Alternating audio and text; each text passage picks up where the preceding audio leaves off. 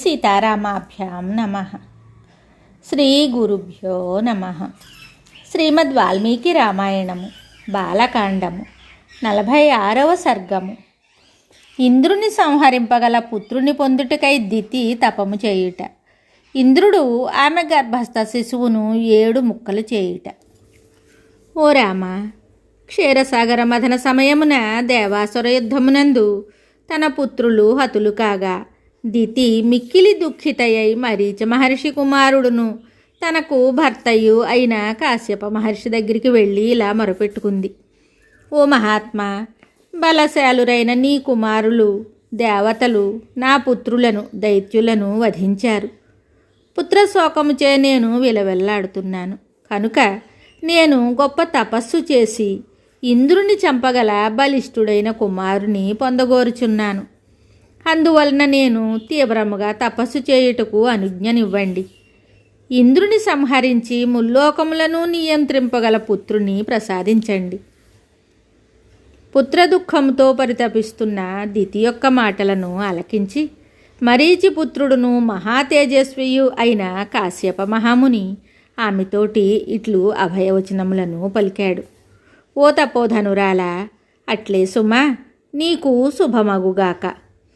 పుత్రుడు కలుగు వరకు నీ పవిత్రతను కాపాడుకొనుచుండుము. యుద్ధమున ఇంద్రుని చంపగల పుత్రుని నీవు పొందగలవు. 1000 సంవత్సరములు పవిత్రతను నీవు కాపాడుకొనగలిగినచో ముల్లోకములను శాసింపగల పుత్రుడు నా వలన నీకు కలుగును. మహాతేజస్వి అయిన కాశ్యపుడు తన భార్య అయిన దితివీపును తట్టుతూ ఆమెను ఓదార్చాడు.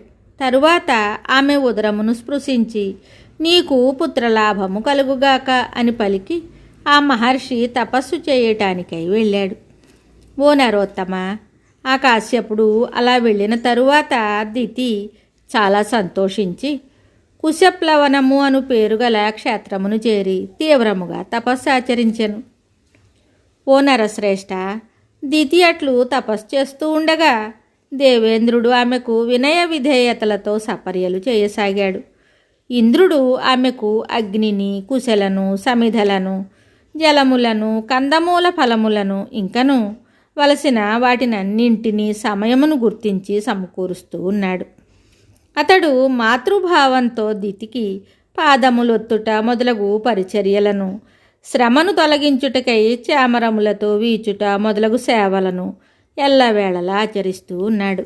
ఓ రఘురామ, 1000 సంవత్సరముల తపకాలములో 10 సంవత్సరముల కాలము మిగిలి ఉండగా, అనగా 990 సంవత్సరముల కాలము గడిచిన తరువాత దేవేంద్రుని సేవలకు దితి మిక్కిలి సంతుష్టురాలై ఆయనతోటి ఇలా చెప్పింది.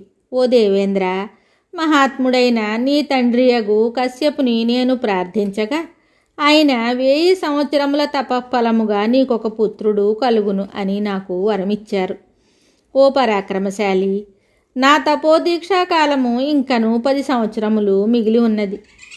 అప్పుడు నీ ఒక తమ్ముని చూడగలవు. నీకు భద్రమగుగాక.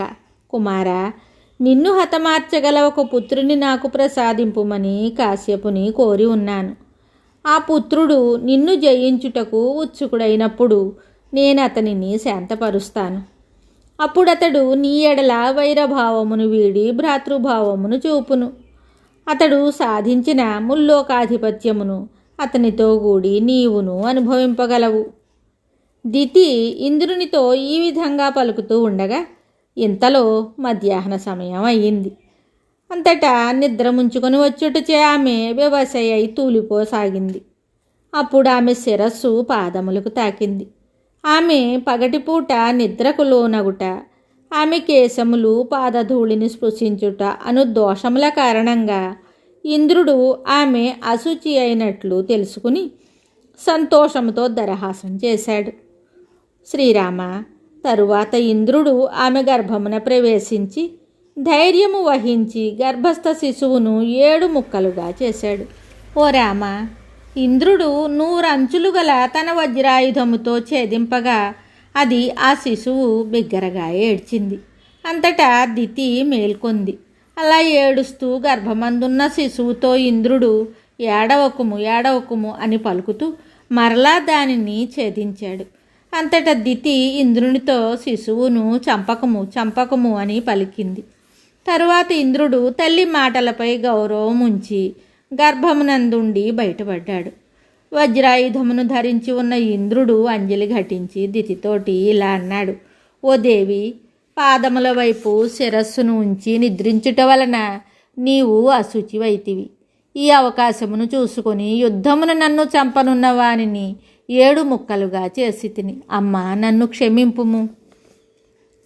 వాల్మీకి మహర్షి విరచితమై ఆది కావ్యమైన శ్రీమద్ రామాయణమునందలి బాలకాండమునందు 46వ సర్గము సంపూర్ణం. శుభం.